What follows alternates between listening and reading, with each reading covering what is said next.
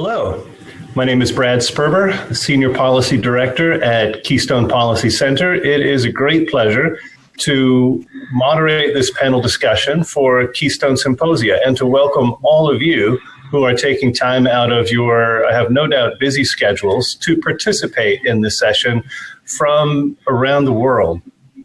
As most of you already know, Keystone Symposia convenes some of the leading life sciences conferences worldwide and year-round.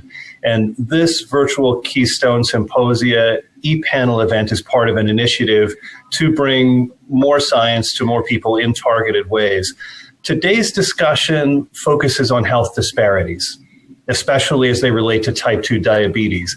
We aim to pay special attention in this discussion to both research and policy dimensions of understanding and addressing that particular health condition in the context of health disparities. So first, you will see a previously recorded roundtable discussion with our panelists. And at the conclusion of the video, the panelists and I will be back with you live to continue the discussion and answer questions provided online by the global audience. So I'd like to take a moment and introduce the panelists one by one. First, I'd like to welcome Dr. Felicia Hill-Briggs of Johns Hopkins University's School of Medicine. Thank you. It's a pleasure to be here. And Dr. Alina Bacciu of the National Academies of Sciences. Thank you. I'm very pleased to be here. I'd like to welcome next Dr. Jacoby Wilson of the Maryland Institute for Applied Environmental Health. Thank you. It's great to be here. And Dr. Roland Thorpe of Johns Hopkins Bloomberg School of Public Health. Thank you. It's great to be here. Well, I'd like to extend a special thanks in advance to the panelists, both for their contributions to the recorded discussion you're about to hear and see, and for the live conversation to follow. So we will now move to the roundtable discussion video. We'll see you back here in about 50 minutes for the live Q&A. Also, I'd like to remind the listening and viewing audience that during the video roundtable and the Q&A that follows, you can still submit questions online using the chat feature and the Twitter hashtag VKS Disparities T2D. We can't promise we'll get to all of the incoming questions, of course, but we will do our best, and we'll see you back here shortly.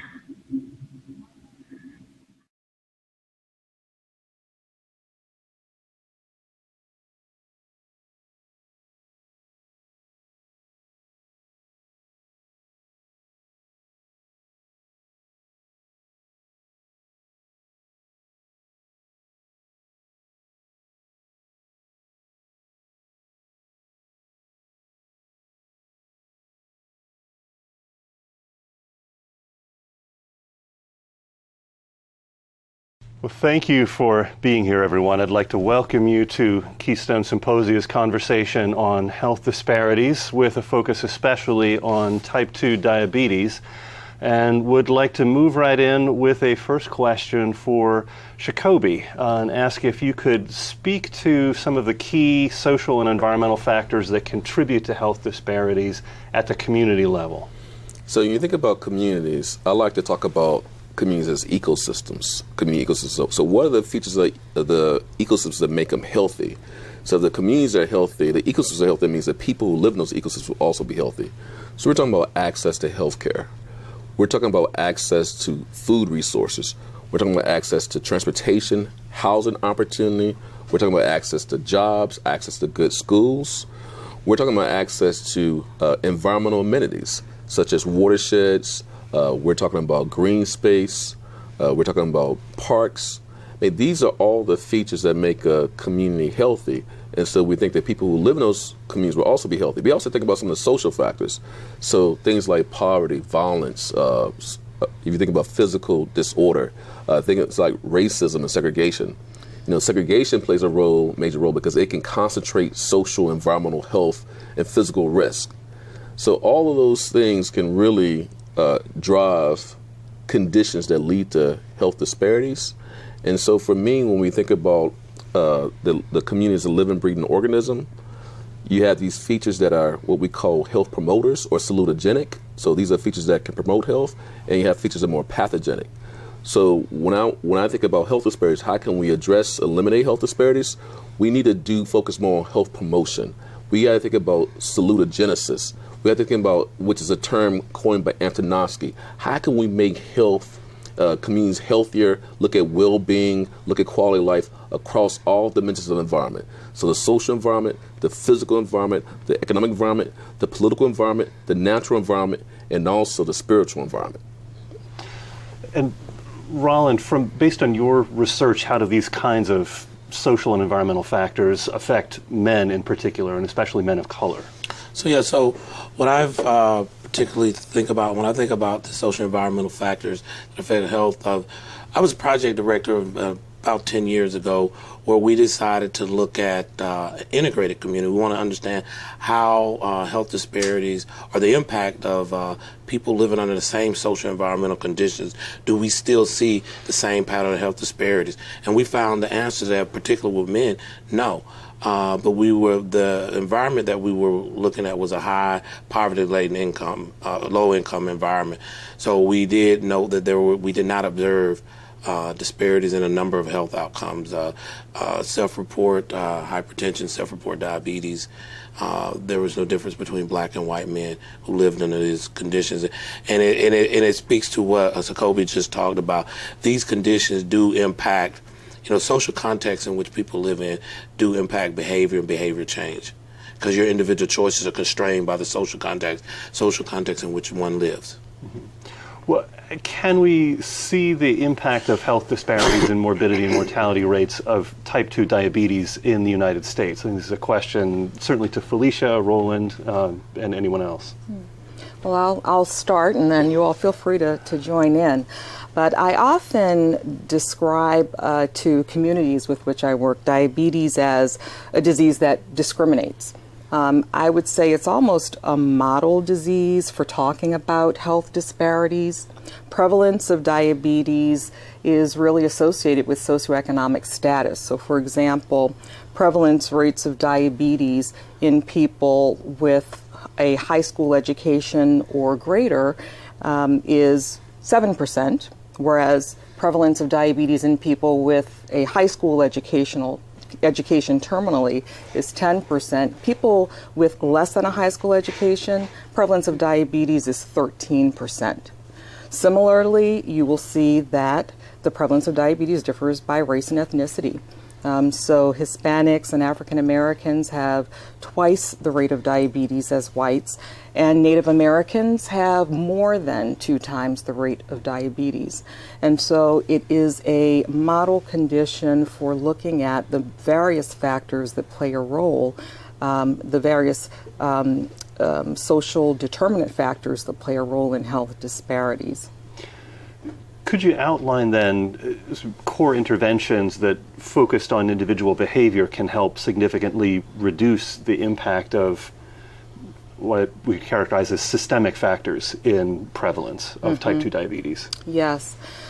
So as both of my colleagues have described, the environment, the conditions in which people live, the social determinant factors play a very large role in what people have access to, what resources, and what they're able to do. So diabetes is a quite burdensome disease because it is complex. It does require many behaviors for self-management, healthy eating, regular physical activity, self-monitoring, taking medications, getting to doctor's appointments and getting labs done, and constant monitoring.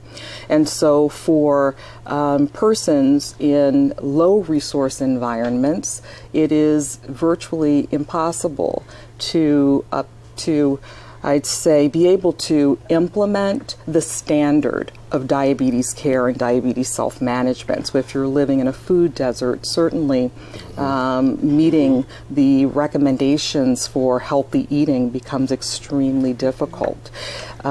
We know that people with lower socioeconomic status tend to work jobs that make it more difficult to engage in physical activity or set time aside, such as shift work, or even jobs themselves that are more physically demanding that make it less likely that they'll be engaging in physical activity. We know that the price of medications, particularly for diabetes, is a tremendous barrier to the management of the disease. And about 1 in 4 people with diabetes doesn't take their medicine or reduces their medication due to finances alone. There are many other issues with medication taking and adherence, but just due to finances.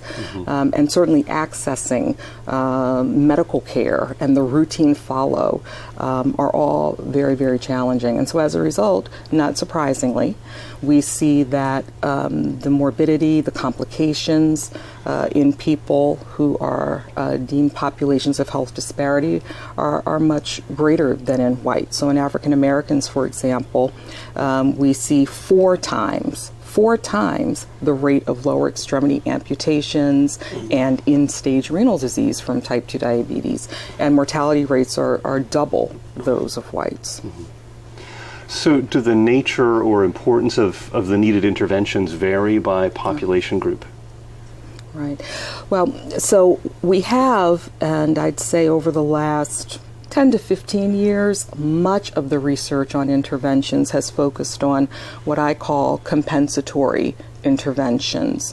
And so we know that things such as bringing community health workers in to work with people with type 2 diabetes in their homes, in their communities, help bridge access both to health care and helping to bridge access to resources and services.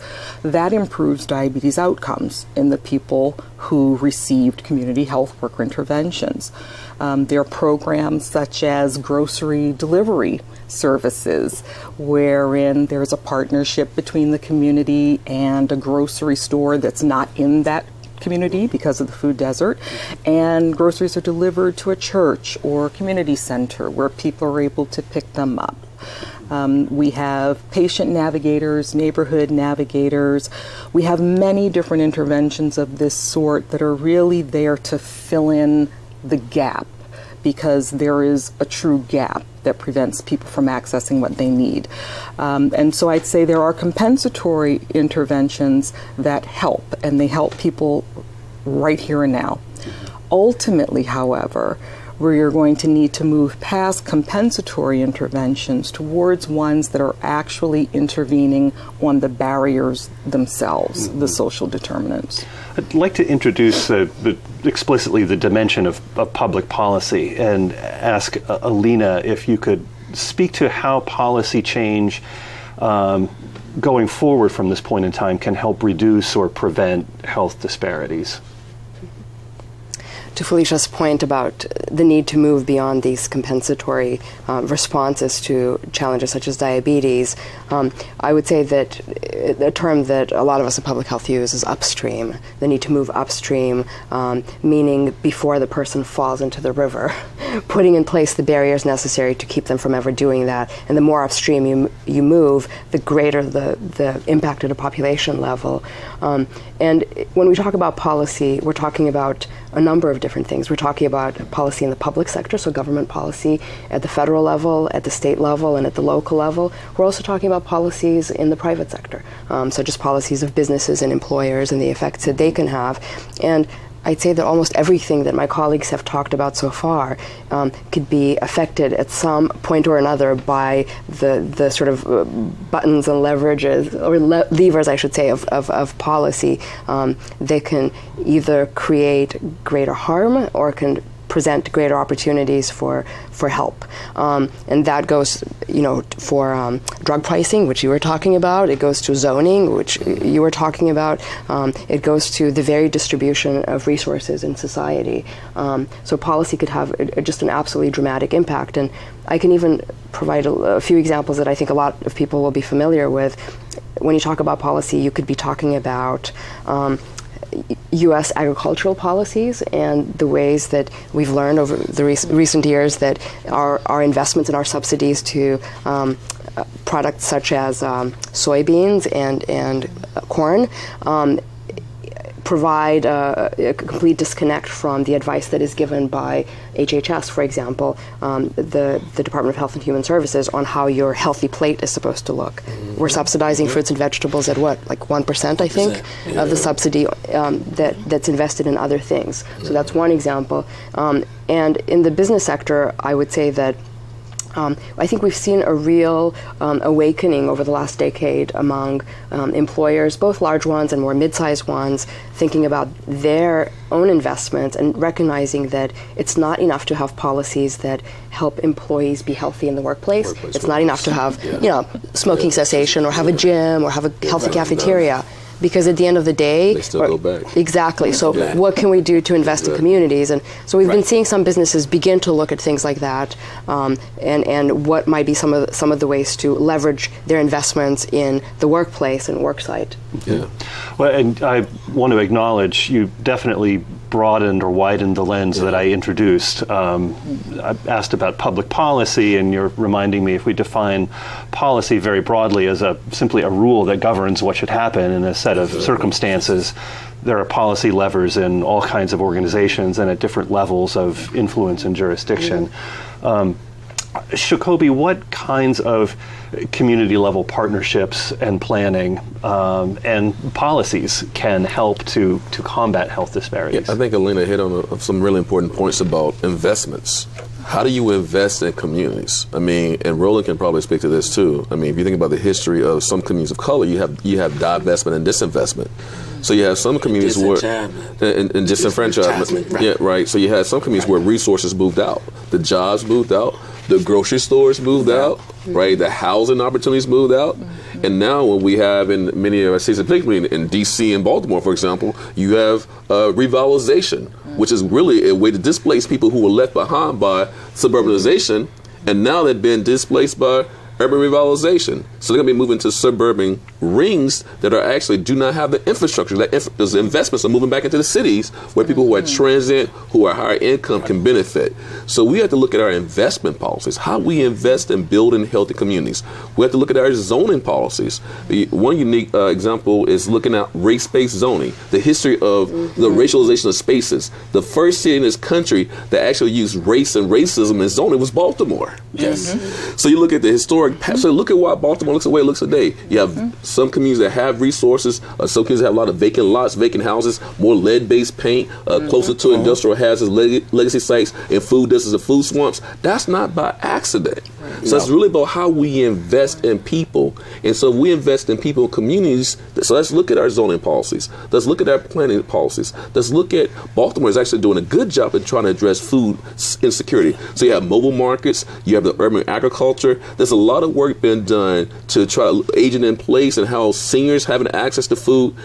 So there's some opportunities around food where we can modify context. So Baltimore is a good model for that. And then you look at our sustainability policies. How can you make a community sustainable if you're not investing in them economically and socially? So we have these sustainability initiatives in D.C. and Baltimore and across the country where that's something that we could look at too and say, where are the places where people have higher rates of obesity? Where are the places where people have higher rates of diabetes? Where are people where they're more food insecure? Where they have limited access to mass transit. So transportation equity impacts your access to healthy foods. Transportation equity impacts your access to physical opportunity. Can you get to the park? Other policies impact whether or not you have pedestrian-friendly infrastructure. Do you have crosswalks? Do you have sidewalks? Do you have proper signage? Do you have the bridge? Do you have lights? Just the basic components that make a neighborhood healthy, as I said earlier, that can impact the health of populations. So I think zoning and planning policies at that meso level play a very important role for opportunities for good health. And not only do they have those opportunities, Jacob, I couldn't agree with you more, but I think let's just open up the Pandora's box. Yeah. The reason Baltimore is set up the way it is is a direct result of residential segregation. Exactly. And there are social structures that are in place today that we need policies to be able to tackle them. So the question becomes, what are those policies? And I think the policies, I don't know what the policies are, but I think they're going to have to be integrated. And, you know, we have silo policies that work, but I think if we have this notion of health in all policies, you know, because you don't, you know, education isn't just by itself. We know there's a link between education and income, transportation, access to healthcare, housing. The evidence base tells us all these things, but and it's very rare that I've seen that while the evidence is informing us to these things, that the policies are being structured in a way that they're somewhat more integrated to create a social and environmental conditions for all people, all races to thrive and live and achieve their dreams. And we jump back into Maryland real quick. I mean, Maryland a few years ago passed the Health Improvement, Health Disparities Reduction Act. Yes. But it focused more on healthcare access. We have health enterprise zones where focus on healthcare access, bringing more doctors, so we're in health professional shortage areas, medical illness areas, but not to the physical environment. How do you improve the physical environment? So that wasn't a part of it. And then, as Roland mentioned, we have the Health and All Policies Act. They have a commission, right? Yes. So if we integrate health into all of our policies, and then we have actual tracking and evaluation and metrics and some type of accountability, we can see improvements in community health, particularly as it relates to communities that are overburdened, underserved, and then dealing with health disparities. And low resourced. Yeah. Low resourced. Alina, I'm wondering, are there strategies recommended in the NAS's recent Communities in Action report that are relevant to sort of this interplay of community investment and community health? It's a good question. So the recent report that came out in January of 2017 provides a number of case studies and examples that will be familiar to many of you. Obviously, it talks about the Robert Wood Johnson Foundation supported county health rankings and roadmaps, which of course provides a lot of good examples to follow. It also showcases a set of 9 communities that are all very different, with very different kinds of programs targeting each a different social determinant of health or factor that shapes health conditions at the community level. And there are a number of useful toolkits and some recommendations in that report that could be helpful to communities who are interested in working on these challenges in an integrated way. The National Academy's Roundtable on Population Health Improvement has similarly explored some of these issues through a range of workshops that have looked at the different factors that shape health outcomes. And one idea that we've discussed a few times as part of the workshops is actually a concept that was developed by a climate change nonprofit. The term they coined is multi-solving. So the idea, very similar to what you're talking about, the idea of hitting a number of problems in a concerted, harmonized way. So very much like the task force in Maryland and in California. California has their Strategic Growth Council that has a Health and All Policies Task Force. So the same idea that across departments you're thinking, how will this policy harm or help? How will this policy harm or health? How could they work together to achieve what we call co-benefits, sort of these win-wins that can help us win allies and help them realize that it's worth it doing this because we're going to achieve an accomplishment or achievement here and here, an improvement in this type of outcome and this type of outcome. It's more efficient that way, too. Yes, absolutely. And as regular citizens, your residents, they're assuming that we're working together like that already. But that's not the reality. There's a lot of stovepipe and compartmentalization. Absolutely. So, I mean, California is actually a great model. Even if you go on to the built environment side and think about building healthy community ecosystems, they have this whole green zone approach in California where they're looking at hazards, exposure disparities, and they're focused resources and looking at making communities more resilient. So some people don't like the term resiliency because I like to say some communities were never resilient. So what do we mean when we apply that framework to different communities? But that may be another way to how can you make communities more resilient in the face of some of these stressors, and then and those stressors, whether it be economic stress or other stressors, can lead to negative health outcomes for population. They could be and they can also exacerbate other health conditions, right? So it's this interplay. So understanding it more prismatically, as you're saying, I think it allows us to have these multiple wins, but also be more efficient, then be more responsive to community needs, right?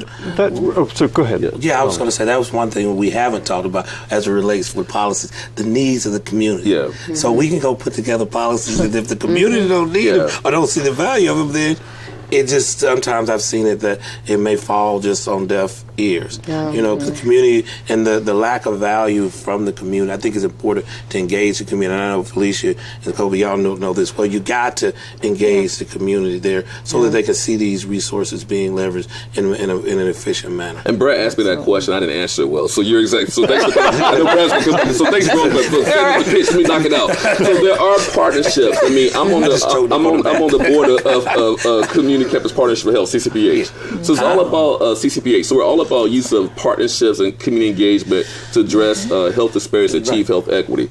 So, I mean, I think you do, as Roland just mentioned, we want to leverage contextual expertise of community members. We want to leverage community and cultural knowledge systems that make sure that whatever we do is responsible. Because we may think we have an idea, me as an academic, got this great idea, and the community's like, huh? Or like that quintessential grandmother, baby, I could have told you that. You didn't have to waste all that money, right? Come talk to us and use that money in a more effective way. So I think the use of community-based specific research, the use of partnerships. There are partnerships right out there right now that they're trying to address diabetes, they're trying to address obesity, where people are getting more engaged with their whole steps, right? Where they're counting their steps. And so that whole integrating, bringing these community leaders together, I think there has to be, Roland's right, that should be at the core. Listen to communities and have it be other community, for the community, and by the community. That's what we need to do. In the spirit of a integrated, holistic strategy, looking at sort of knowledge gaps that need to be filled, are there specific populations that are under prioritized really by current research agendas? Who do we need to learn more about? I'll try to be succinct. I have a tendency to be long-winded, but I think in my community, I'm from Mississippi. In my community and the community groups that I work with, one partner that I've been trying to engage more is CHISPA. It's the Latinx engagement arm of the League of Conservation Voters. And the reason why I bring it up is we have an emerging, growing Latino population in the D.C. region, particularly in Prince George's County in the state of Maryland. And so there's some cultural and some social needs of that population that don't think that overall we need to figure out how these issues are impacting them and how can we better engage that community in these discussions. So whatever interventions that we have are going to be something that's going to be really community informed. And I'd say the same is true in Baltimore. In Baltimore City, we're finding the same. We have large growing immigrant populations from Hispanic communities. And so right now we are not, I'd say, as well organized around bringing them to the table as research or as policy efforts are being made as we have been with other groups of health disparity. Go ahead. I was going to say, I would also add one other group that's not necessarily that high profile in this sort of DMV region, but the report Communities in Action highlighted the needs of Native American populations. And I think there's been a really incredible groundswell in recent years of bringing sort of to the public's attention the multiple levels on which these communities are disenfranchised. And so one of the really excellent examples of those 9 vignettes that the report contains focuses on the Thunder Valley Reservation and their community development center and efforts there. And their work has been incredibly effective, very culturally appropriate because it's the community work. It's a community-driven effort. That's excellent. So one group, the obvious group to me is Black men. Is we have the shortest life expectancy in the United States ever since we started collecting the data. And we're still our life expectancy today is 25 years, is 25 years that of whites. And so there's this huge gap. What is it? We do need community partners to get together, and we need to think about different policies, and we need to think about ways to engage the Black men to go to to engage the healthcare system, and to adhere to treatment. Oftentimes, I find that with my work is that what I found is that a lot of Black men believe in health repair, not health maintenance. First time we see them, they're in the gurney of the ER and not seeing a primary care physician. So we need to find out ways of thinking about policies and ways to engage this group of people to get to the doctor, and so that we can increase our life expectancy. And there's a role of culture in that. As someone who's an academic myself, I also am hard-headed myself when it comes to that. So this is the role of so understanding, like we talked about different populations, what's the role of culture when it comes with dealing with Latinx populations? What's the role of culture of dealing with tribal communities, Native American populations? What's the role of culture in dealing with black men, right, and black women? So culture, I think, is a very important thing that we need to bring into these discussions, because again, we ground it in, in community knowledge systems and cultural knowledge systems. I have a question about the language we use and why we use it. So the term health disparities seems to invite investigation and analysis, whereas the term health equity is solutions oriented, and some in the public health community might say more empowering, because underlying a commitment to reduce and ultimately eliminate those disparities that we're trying to understand and measure. Are we moving from one set of terminology to another, or do both have operational importance at this point? What do we need to understand about the distinction? With the history of the health disparities too? The why we have it? Because there's a history behind why we use health disparities. It is a history, but let me answer the question first, because I forget. And so if I come back to it. So I think we still need both terms, because as you just heard from the group, there are different groups and populations that we still don't know a lot about. And I think we start with the disparities so we can understand and we can measure those differences and understand them. And then I think, from my perspective, I think then once you understand those differences, then you move from health disparities on en route to health trajectory. And I believe through that, in going through that, that is where you think about social justice, environmental justice, and advocacy to help you move toward health equity. I think that they're two different terms, and I think they're often conflated, but I think they both still should be operationalized and used today. Diabetes is type 2 diabetes is a particular area where I think we are at the place where health equity, we're primed to have discussion around health equity. What about type 2 diabetes makes this the moment?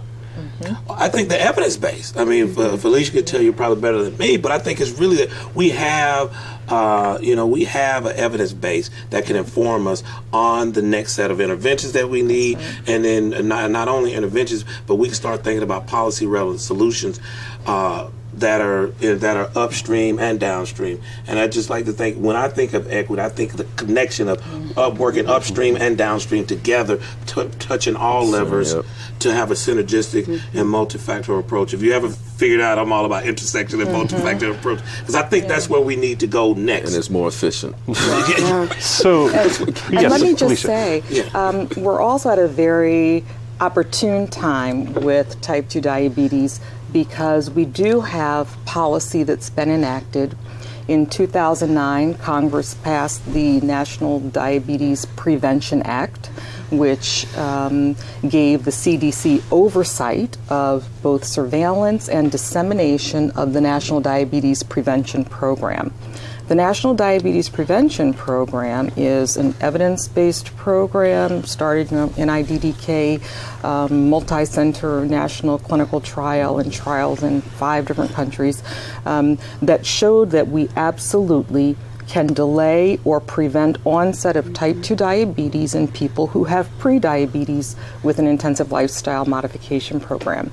And so now that policy has enabled us to base us, CDC, but it's doing it via community venues, make prevention available to populations most in need.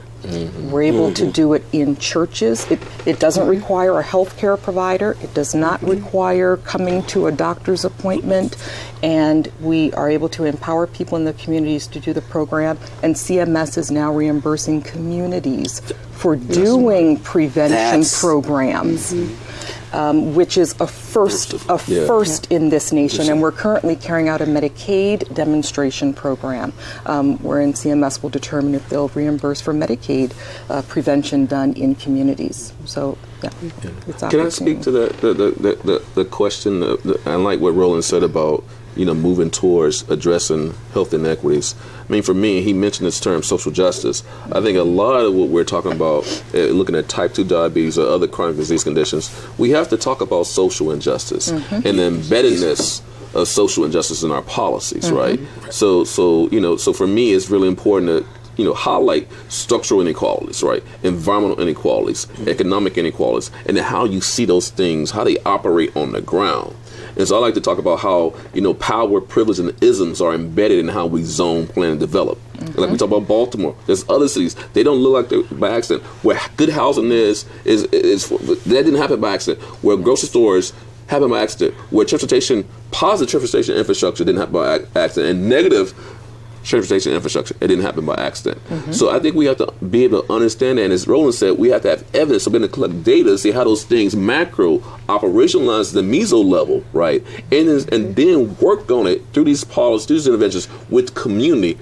That's how we have to address. We have to have the community there to address the social injustice that they've experienced, so it doesn't become intergenerational, right? So what kinds of research, how can research inform the kinds of public policy decisions that are needed to respond to health disparities? What role can research play in that mission? I think research plays a very important role. I think, as I use the word evaluation, I like to see more evaluation research, right? We have these policies, and sometimes our policies, they're unfunded mandates, right? The Maryland Health Disparities Improvement Act, there was a little bit of money, right? And then the money ran out, and then, okay, so what do we do after that? So if there were more resources, you could invest in more in the physical environment side of it, not just providing incentives for doctors to move into areas that are health enterprise zones. So we need the data to say, how well did that policy work? What were some of the gaps? And we need more funding to basically make sure it's scalable and make sure we can journalize it and send it out to other communities.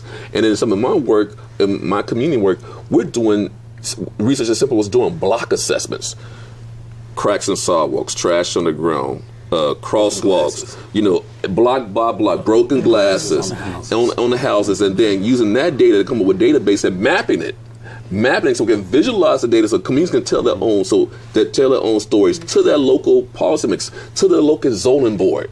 We don't need this new facility built. We need a grocery store. So it allows you through mapping to know what you do have and what you don't have. You do assets-based mapping. So we need more of these assets in our community. So that's the kind of research I'm doing through citizen science with community folk in partnerships. What are there particular challenges in translating relevant research findings into effective guidance for policymakers? It's like an Elena question. I'm just thinking that, one question, and you might know even more about this yourselves, is that we have quite a bit of evidence actually about how science informs policymaking, and the fact that in some cases policymakers or members of the public have already made up their mind about something, and giving them the information, the factual information, may only reinforce their bias against that accurate information. So that is one challenge. Is there an obvious policy game changer that's needed for addressing type 2 diabetes? So one most important lever to pull.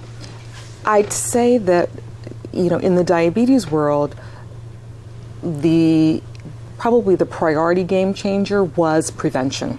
Because again, upstream, if we can, from a medical standpoint, stop people from entering into having diabetes in the first place, that's always better than trying to catch them and fill in gaps in resources now that they're on a trajectory towards very poor outcomes and early mortality. I'd say at this stage, though, from the perspective of researchers who are engaged in health disparities research and people who are now moving towards health equity research, I'd say the policies that we need in diabetes are the policies that we need for all populations of health inequity. And those are policies that are going to address the root causes of the inequities. That's right. It is the World Health Organization's definition of health, of social determinants. Exactly. The conditions in which people are born, grow, live, work, play, learn. And the political systems and infrastructure that surround them. Because this is the type of issue where we get this multi-solving, is that the term? The multi-solving, the policies aligned well, we're going to see that boat lifted not just for type 2 diabetes, asthma, but heart for disease, all the other exactly. conditions affecting these Cancer, communities. exactly. How can then policy and policymakers support the needed research regarding health disparities and toward health equity? Yeah. I think this is the challenge. I think this is the greater challenge. There will need to be a paradigm shift for researchers themselves and for research funding organizations. Right now, and I've had some of these discussions with program officers because there is this need, and I don't know if you all are feeling it, there is a groundswell starting to occur. They're the drivers. Right? And so there is more interest for researchers in looking beyond an individual level intervention to a systemic type of intervention and monitoring and evaluating the outcomes in order to provide an evidence to support policy, even though often they don't pay attention, but in order to have that evidence available. And it does require multi-sector partnerships and partnerships between medicine and health and the researchers that reside there, and agencies and organizations with which we do not typically interact. Housing and Urban Development, the Department of Education, the Criminal Justice System, EPA. Yes, EPA. And right now, I can tell you, one discussion I've had with funding agencies is that it's hard to conceptualize right now how to fund a study that would be at the intersection of housing and urban development, EPA, blah, blah, blah. And so some of this, I think, is just mentally a paradigm shift. It's not the same type of research we've been doing. I mean, Alina, and then we'll come back to you. I had one quick thought as you were speaking, that we actually have some past examples to draw on. One that comes to mind is the Sustainable Communities Initiative. Convergence. So Department of Transportation, EPA, and HUD, and HHS, working hand in hand. So I think, and there are other past examples of that sort of thing. The other thought that I had was that as you were talking, I was remembering what we learned. This was the Roundtable on Population Health Improvement, in talking to sociologists about the history of social movements in this country. What everyone is talking about here is all sort of this groundswell building up, and what sociologists of social movements will say, what you need for a movement, in this case for health and health equity, is you need an opportunity. And I would say that, in terms of, politically, the political will may or may not be there, but we have the opportunity in terms of the science being there, in terms of the communication technology and other things being social there, media. People's readiness, communities' readiness.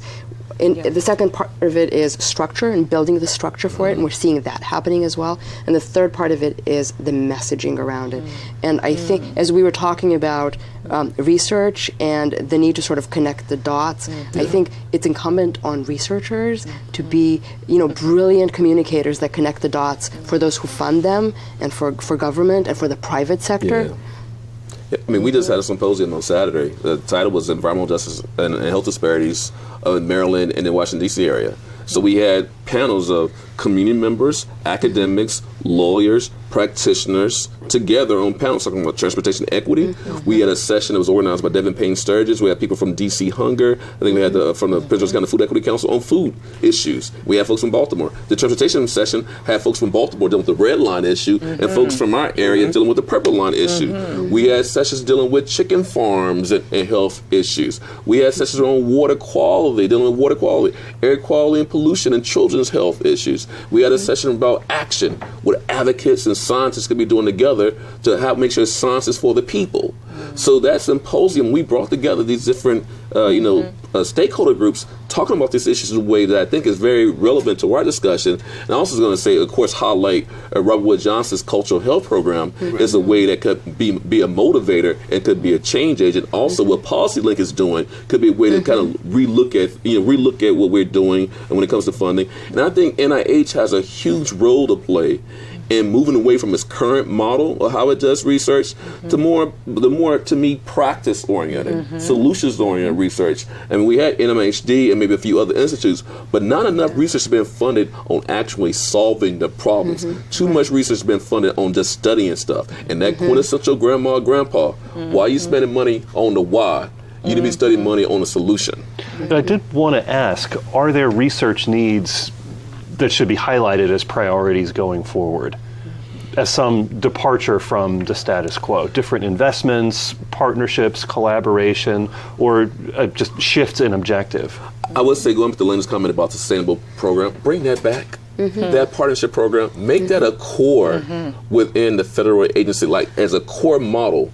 Bring in NSF, NIH, NOAA, HRSA, HUD, bring all these agencies together, and that to me is a framework. Take cultural health that Robert Wood Johnson has and federalize it. Is that a word? That's federalize it, institutionalize it at the federal level. That to me is another way. We have models out there. We just need to have the will to make it sustain those models. So one thing I like to say is I agree with that, is the way we have been, all of us as academicians, the way we've been conditioned to do research has a major impact on the priorities. So you're now, Felicia said it earlier, now we have to, and I'm happy to do it, but we have to think about how we go retool and think much broader and think from an integrated systems level approach to attack this, because much of the funding opportunities they have make us chase the individual level health outcomes from the individual approach. And yes, we are building evidence base there, but it's not going to be as effective as if we can build it from a system level and bring people from different disciplines to come together, to work together at the table. When I say different disciplines, I'm talking about academicians, and then have the community partners at the table as well. I think too many times we do what I call silo research. The social science people stay over here, the biological science people stay over there, and then we get these disparaging findings or these mixed findings, when in fact there's some common area, common ground of where we can come together and work that can help inform policies at a greater level. And if we come to learn or come to think about from a system standpoint, system science, how does this really operate? And not only how does it operate, how does we take the findings and map them directly onto policies, or policies that we currently have, or the creation of new policies. And the creation of new policies may not be a brand new one. It may be the silo policies that informed us from our research before. I think we have to get creative and integrative and think synergistically across all these different across sectors and across disciplines to move us where I think move us much further down toward health equity. I think health equity can be achieved, but I think it's a tall order, but I think it definitely can be achieved, but it's going to need a paradigm shift. Someone said that earlier. And let me jump in real quick, just I'll be succinct. So Felicia you're the president of what organization now?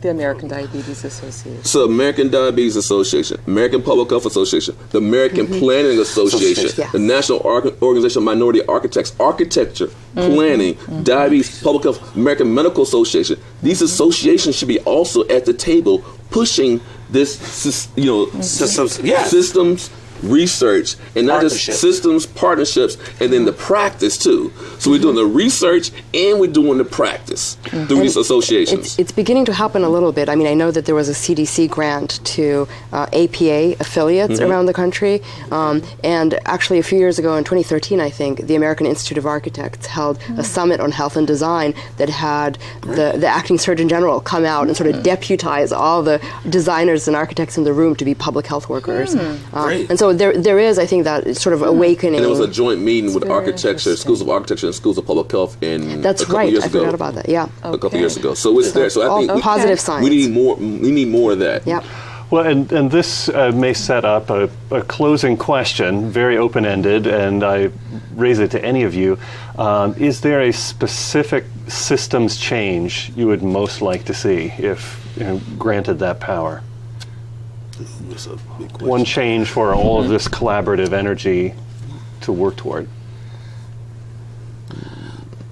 So the system change I would like to see is the elimination of racism.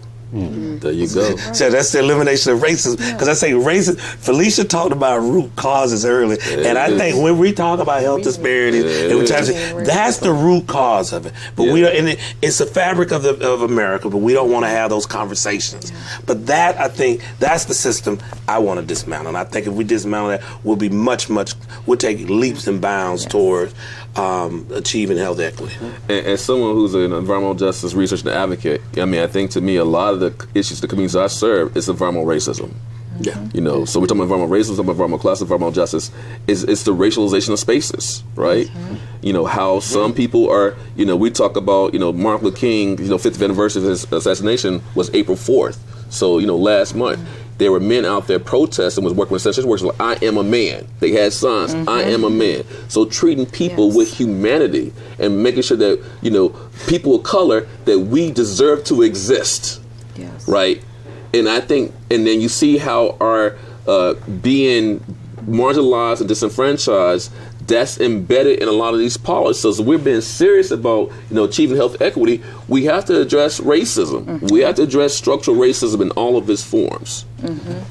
Thank you. Felicia, Alina, what would each of you add to the change that's needed? Thanks for that setup. Root cause in the U.S., racism, and as we track directly health behaviors of individuals, access, resources, healthcare access, healthcare outcomes, racism still underlies all of these. And, you know, one thing I have hope about is this. We know that none of these disparities and root causes occurred by accident, as you've said before. They were legislated. My hope is that because all of this was created, we have opportunities, therefore, to undo it. What was put in place. And so that's where I try to maintain hope. Political will is something else, but this was created, it can be undone. That's right. Thank you. Alina, closing thoughts. Oh, I feel bad being the last person. I think what's been said has been just amazing and absolutely on point.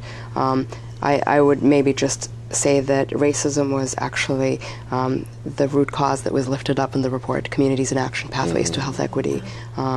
Racism, poverty, and discrimination were pointed to in very clear ways, and the evidence that underlies racism in particular was described in great detail. So we know what we need to do. I think we just need to go and do it. Fight for it. Well, may this conversation be one of many steps in that direction. I want to thank you all for your time, your candor, and this thoughtful dialogue. I look forward to what comes next. Thank you. Thank you. Thank you.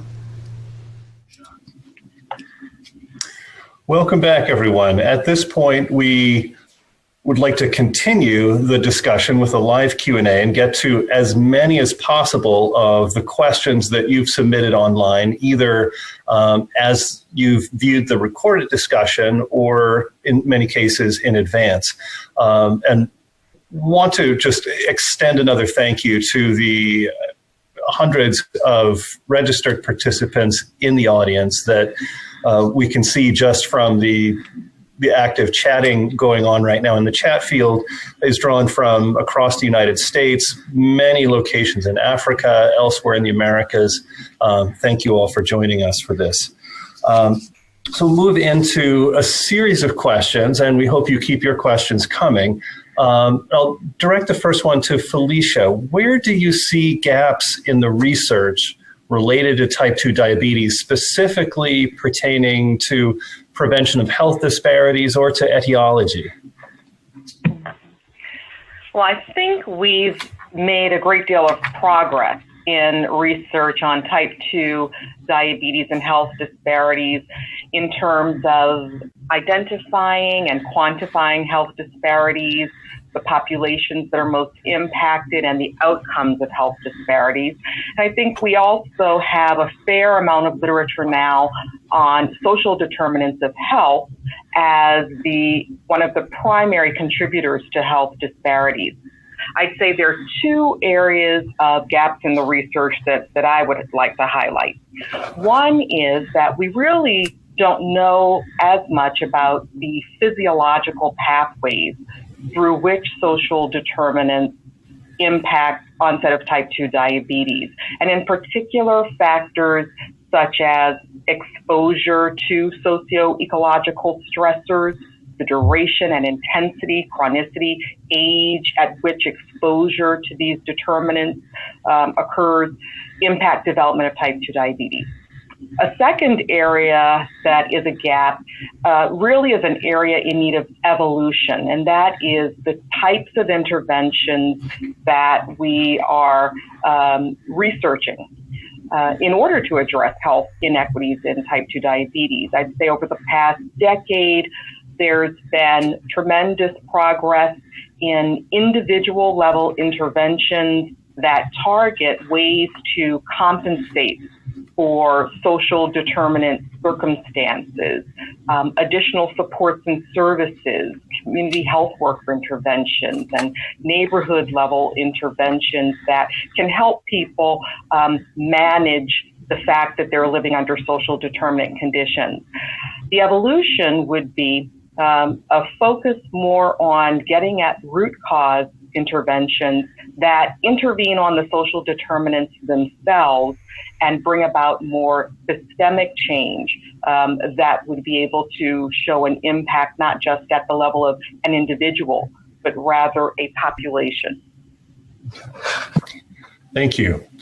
I'd like to direct the next question, at least initially, to Roland and ask if you could share some thoughts on how we might think about type 2 diabetes disparities at the intersection of race and ethnicity, gender, and social class. Right, thank you. I thank you for the question. I think this question dovetails nicely with the previous one, and I thank Dr. Hills-Briggs for her last comment, so I'll just follow on those. I think the way in which we think about these type 2 diabetes disparities at the intersection is through the approach of using the social determinants of health. We do recognize that these type 2 diabetes disparities in those the disparities are in fact complex in and of themselves, and we need to think about a complex system and how these disparities actually are exacerbated. And so what we could consider doing is thinking about the disparities that happen by race and gender or social class. These don't happen in siloed areas. So we need to think about broadly, think about the social context in which these disparities exist, so we can think about how these other social determinants of health operate in these other social contexts, because people's individual choices are constrained about the social environmental conditions in which they live. So I think when we think about these type 2 disparities at these intersections, we need to think broader, like with regard to the social determinants of health. Some examples of those could be housing, transportation, these types of social determinants of health. And there is growing body of literature that's starting to understand how these social determinants of health do impact type 2 disparities.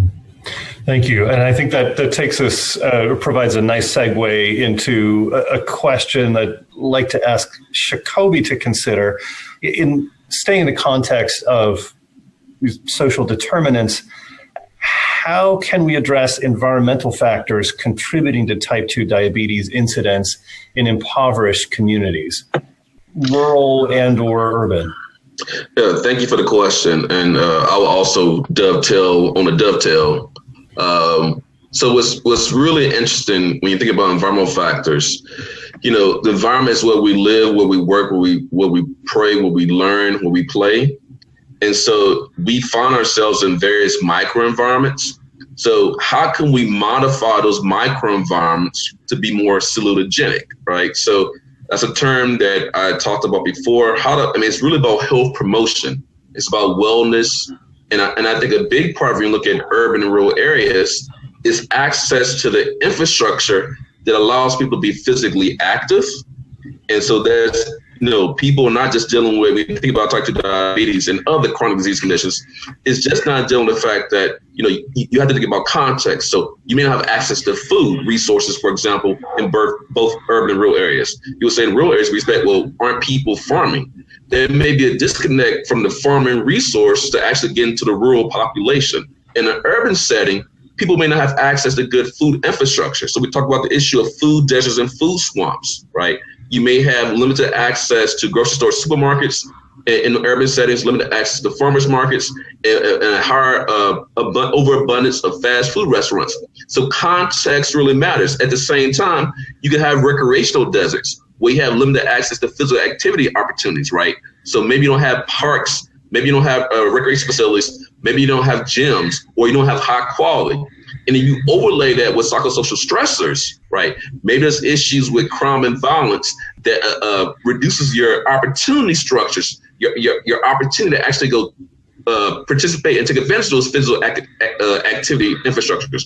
For example, we had a high number of shootings in Chicago over the weekend, right? In places across the country where you have gun violence, adults are going to be less apt to go outside. They're going to not have their children go outside and play in those settings. So that's the urban context. In the rural context, I think the food infrastructure issue is very relevant. I think the physical activity infrastructure issue is very relevant.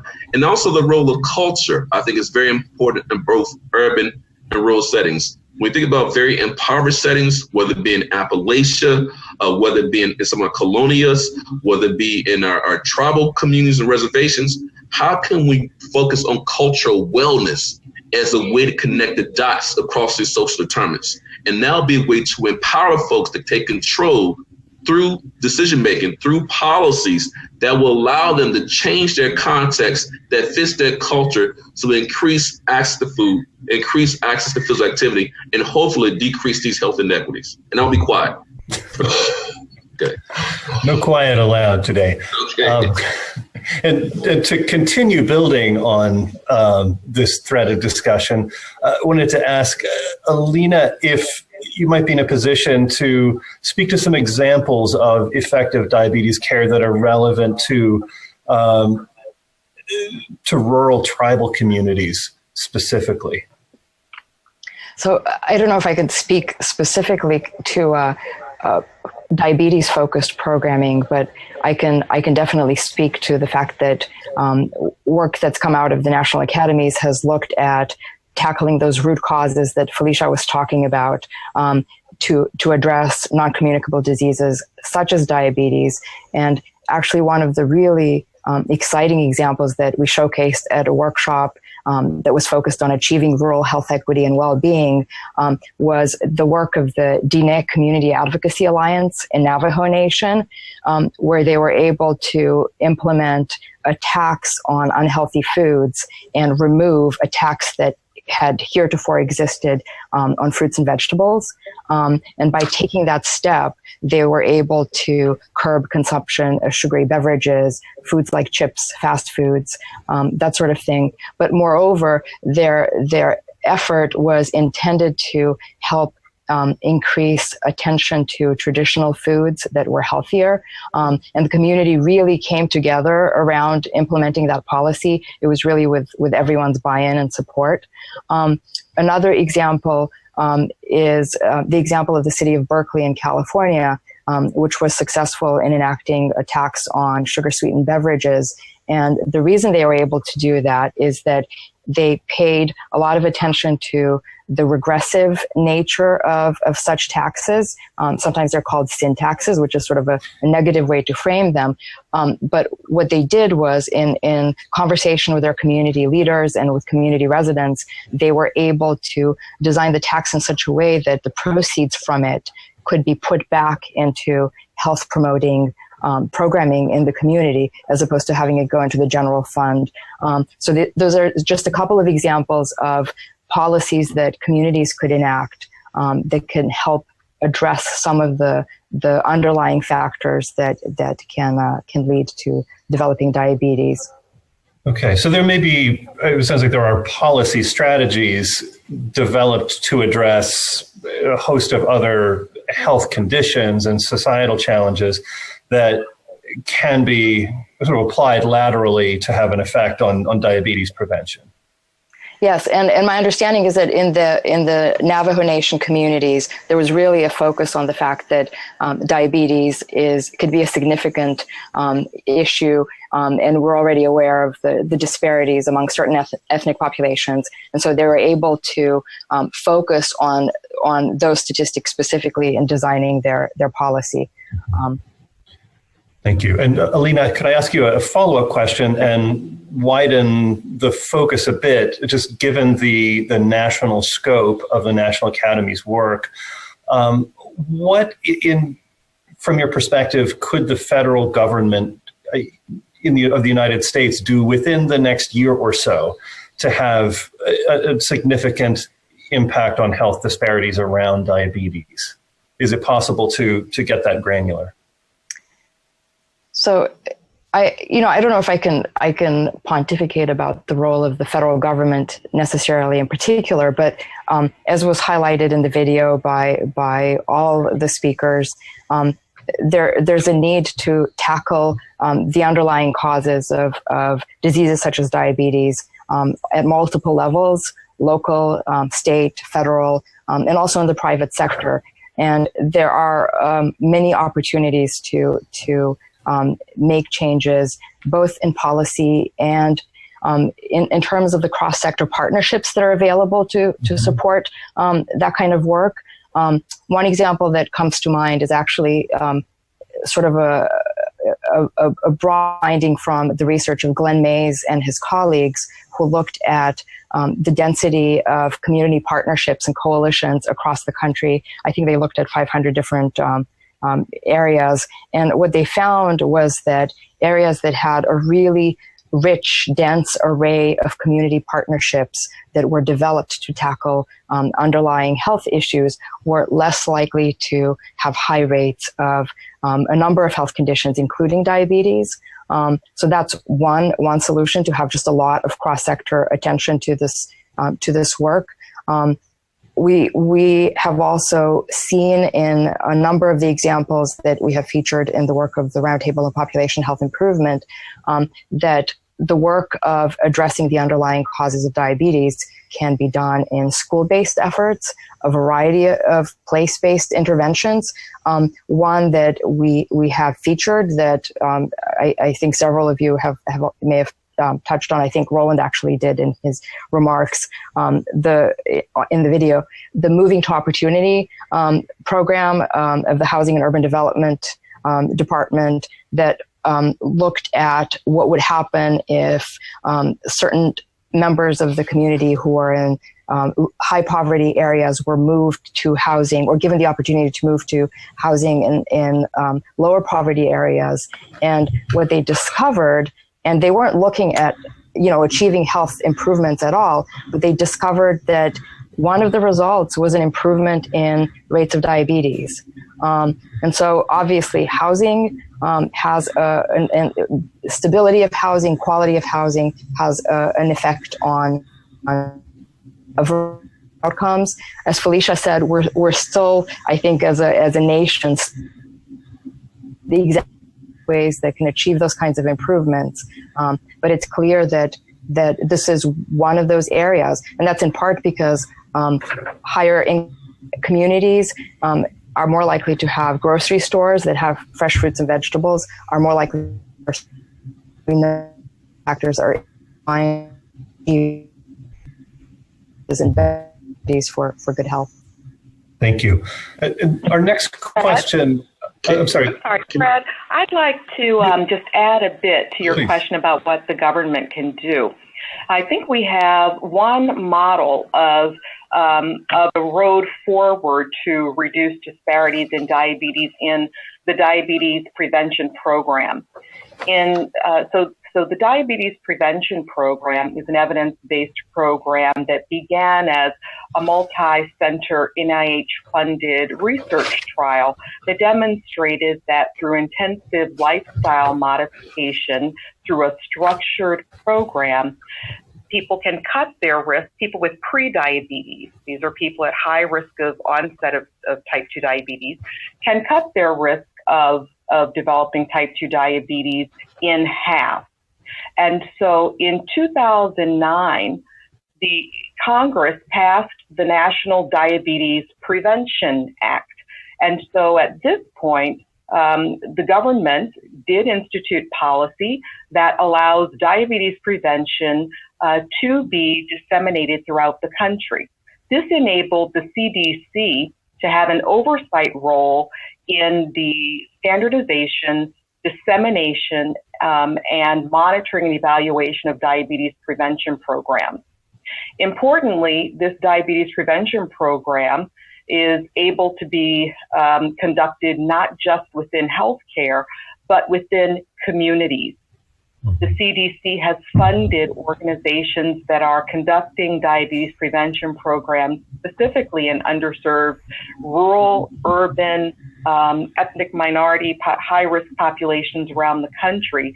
And Centers for Medicare and Medicaid Services, for example, are already reimbursing community venues for delivering diabetes prevention to Medicaid beneficiaries. And there is a demonstration project underway currently for CMS to determine whether they can reimburse for Medicaid populations. And so this is one area in which there is a concerted effort to deliver evidence-based, effective programming, in this case to prevent diabetes, across the spectrum of the U.S. population, so that it doesn't fall only in the hands of people who can afford care or have the greatest resources, but very specifically to determine how we're going to ensure this program is in the hands of the people who need it the most. Thank you. Shakobi, could I ask you to build a little bit on the partnerships and kind of multilateral engagement necessary to pursue that mission?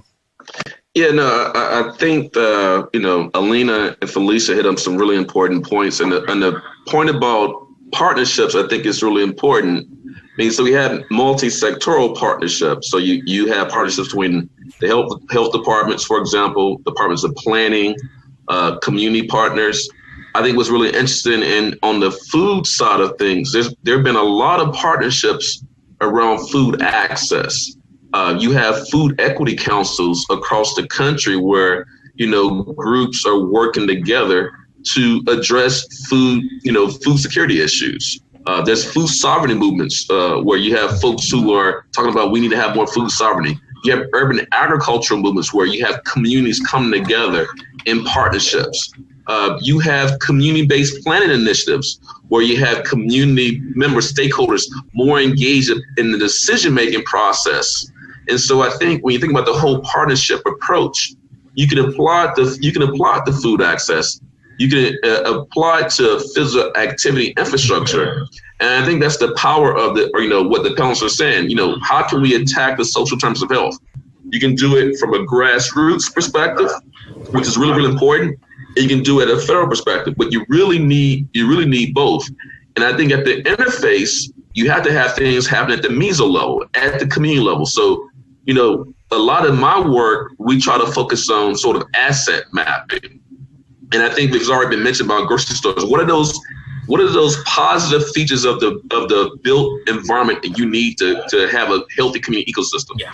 So we're talking about grocery stores. We're talking about farmers markets. We're talking about parks. We're talking about green space. We're talking about community organizations that contribute to the social capital. And then what are some of those negative features, right, that we have that we want to reduce? And how can we reduce those things? So payday lenders, quick loan facilities, fast food restaurants, the types of stores that they're not providing healthy foods. So having community members be involved in the planning, having community members, the stakeholders the most impacted, be engaged in the zoning process, and, really to build these healthy community ecosystems, I think is really important. And so we have a movement right now. I mean, this is very relevant to type 2 diabetes. We're doing a lot of redevelopment in urban settings. We were doing what we call revitalization. How can we make these issues, these health issues, a core component of revitalization efforts? Right now, just to be quiet again, I'm at a NAACP-sponsored Sustainable Buildings Conference. I'm in Pittsburgh, talking about sustainable buildings. And this conversation is very relevant to our conversation about how do we again build buildings that really promote health and wellness. And that's why I think we need to go to make sure we have an integrated approach, bringing in architecture, bringing in planning with scientists and with practitioners. This is a conversation, I'll just say, of harmonic segues, because I wanted to just cue Roland, if he could elaborate a bit on the policy integration he stressed as a priority during the recorded segment of conversation.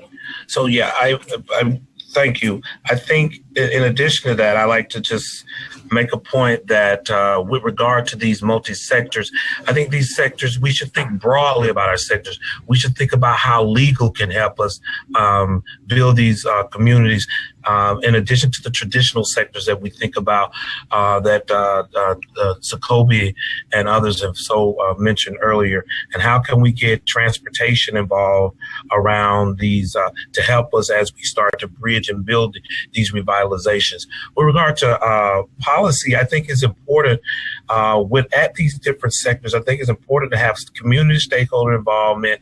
And I think it's important not only for us to have community stakeholder involvement, but to have people who are in positions that have the ability to translate some of the evidence that Dr. Hill-Briggs spoke about earlier into policy, so that we can create, when we think about these policies, we're trying to create environments that are healthy for all individuals in those environments. So, and I think when we approach it from that section, that viewpoint, I think we do the greater good for all. Thank you.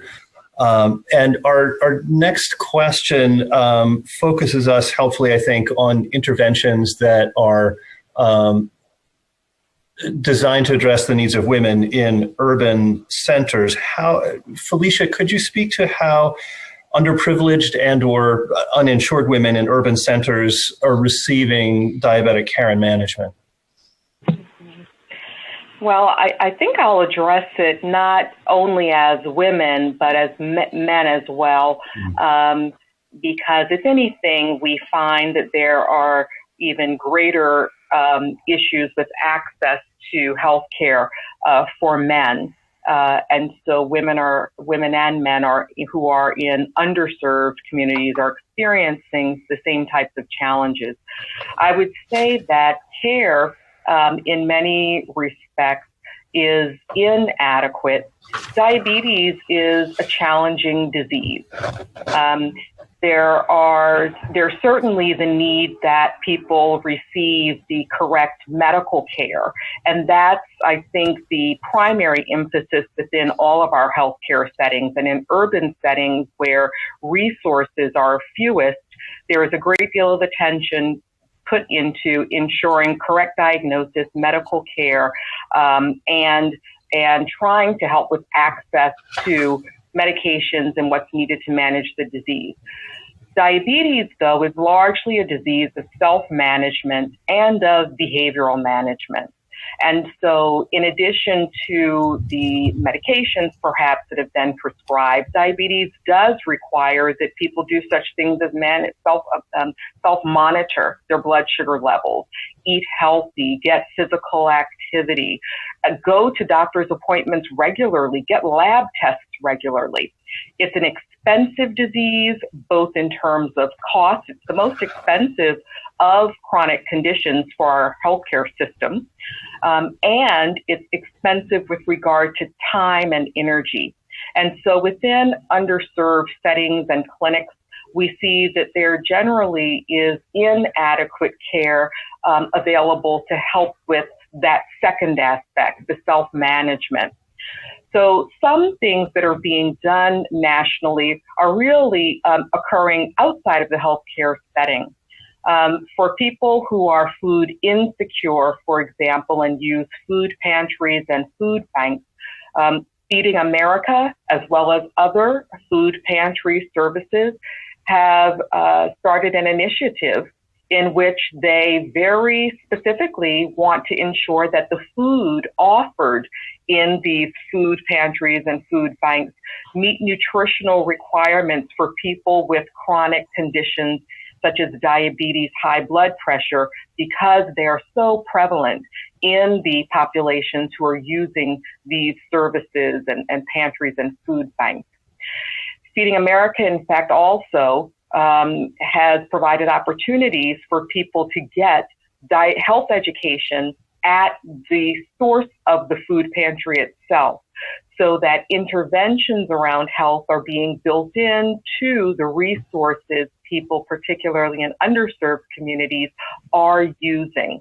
And so I'd say it's not perhaps solely thinking about what's happening at the level of the clinic, but more what's happening through clinic community partnerships that are formal or that are informal or being initiated by the communities and by national resources who are addressing the population's needs. Thank you. And Alina, I see you're in a different location. Why don't you try and resume? Thanks for your patience. Hopefully does this help? Keep going. Okay, I'll try to be quick. There were a couple of things that I thought about adding with regard to the level of federal policy. One is the IRS regulation that everyone is familiar with about community health needs assessments required of tax-exempt hospitals and health systems. That provides an opportunity for health departments and hospitals and community coalitions to work together and to identify what some of the key issues in communities are. In some cases, diabetes may rise to the top. In other cases, the underlying causes of diabetes may rise to the top as issues that require tackling. And the other related topic, and both of these are actually discussed to some extent in the Communities in Action report. The other topic is community benefit, which is the funding that is provided by tax-exempt hospitals with their tax exemption. And these are funds that have traditionally been used to pay for indigent patients, but we are increasingly seeing hospitals beginning to use these funds for community building activities, where they might invest in education, invest in food, in housing. We know Kaiser Permanente actually recently announced a very large investment of, I forget the number of millions of dollars, but in housing as one of the social determinants of health. So these are examples of some of those possibilities that are put into play by federal level legislation. Thank you. Another incoming question about kinds of needed partnerships. How can academic institutions within the minority serving institution community partner with research intensive institutions, disciplinary societies, public health associations to move the needle really on health equity issues? Is anyone able to speak to that? I can jump in quickly. I really think it's important for minority serving institutions, whether it be tribal colleges serve Latinx populations, or historically Black colleges, or primarily Black institutions, for them to be a part of this discussion and leading this work. In many cases, these schools are in communities that communities that we're talking about. They have populations who come from that community, students who come from those communities who are going to school at those institutions. So I think it's an opportunity for us to engage infrastructure that we haven't really engaged in the academic family. And there are funding opportunities from NIH, for example, to help expand some of the research infrastructure at these colleges and universities. So I think, I think that should be a priority, actually, because if we're going to really target those communities of concern, we have to be engaging institutions that they know, institutions that they're comfortable with, and institutions that are part of the fabric, really the fabric in those communities. Thank you. I want to acknowledge we're down to our last precious 5 minutes or so, and I wanted to invite really any and all of the panelists to consider offering some last words to the global audience, whether it's a strategy that you especially want to highlight, maybe a forthcoming or current resource you want to make sure folks know will be available to them. And let me ask, Roland, would you mind my putting you on the spot? So sure. So first of all, thank you, Brad, for leading this discussion, this important discussion today, and thank you for allowing me to serve with the rest of these esteemed panelists. My parting words for the audience will be simply this: let's think about what it is. Let's think broad and think beyond the individual level. What is it that we need to do from multiple sectors and multiple levels, from federal, states and local levels? What do we need to do and who we need to partner with in order to continue to move this effort to wage this war on type 2 diabetes disparities in the community? And one approach, what was said, was for the minority serving institutions to work with the research intensive institutions, that they come into the table and have some preliminary conversations to see how that will really look as very important, timely, and significant. Thank you very much. Felicia, any closing words you'd like to offer? Yes, I would like to say that I'm very encouraged. I see multiple scientific disciplines coming together in acknowledging and understanding the importance of health equity and issues of social determinants of health. My background is psychology, and I'm a behavioral scientist.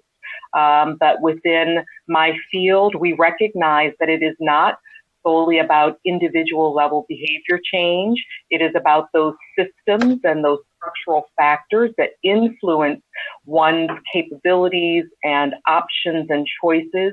And so we are on board with more these types of systemic efforts that are needed. I'm encouraged that healthcare professionals, as well as public health professionals, policy, as well as health services researchers, are coming together in our understanding of this core problem and need that will allow us to be able to move forward in the way that's needed. Thank you. And Alina, anything you'd like to introduce or put an exclamation point on? I would say that I am similarly heartened by some of the efforts that I'm seeing underway on the part of the healthcare delivery sector, and I hope you could hear me. Yes. I am really glad to see that there's really been an embrace of the notion of health-related social needs, such as transportation, housing, food security, and the fact that there are some leading health systems that are looking not only at what happens in the clinical setting, but how are they engaging in terms of their overall policies, their investments, their procurement policies, their real estate investments. Those are all really important aspects of contributing to that health bottom line. And I think we're seeing a similar kind of encouraging sign in the business sector, where there's really an embrace of what can I as a company do to engage with health in a broader way. So the roundtable in its dialogue is continuing to sort of shed a light on those types of examples, and hopefully diffusing that type of disseminating those types of models and frameworks in the field. Thank you. And Shakobi, the last minute to you. Yeah, I just want to say quickly, I think community engagement is really, really important. We must empower folks who are impacted by these issues to be at the table. Empower, IMPOWER. Help them connect to the power they already have and speak with their own voices. We have to make sure that equity is at the core, so health in all policies. As environmental health scientists, I'd be remiss to say that we have to focus on environmental hazards and pollution. There are links between air pollution, particularly persistent organic pollutants, and diabetes. We have to reduce pollution. We have to make sure people are breathing healthy air, they're access to safe water, and living in safe communities with access to safe food. So I'll end there. Thank you. Thank you. We are right on time. I want to thank you very sincerely, members of the audience around the world and members of this panel. Thank you for your time and for your wisdom. on this virtual Keystone Symposia e-panel event. A recording of both segments of discussion will be available on this site. And for additional information on Keystone Symposia, you can visit www.keystonesymposia.org. So thank you all very much. Go well and safely, and we look forward to working alongside you in the days and months to come. Thank you.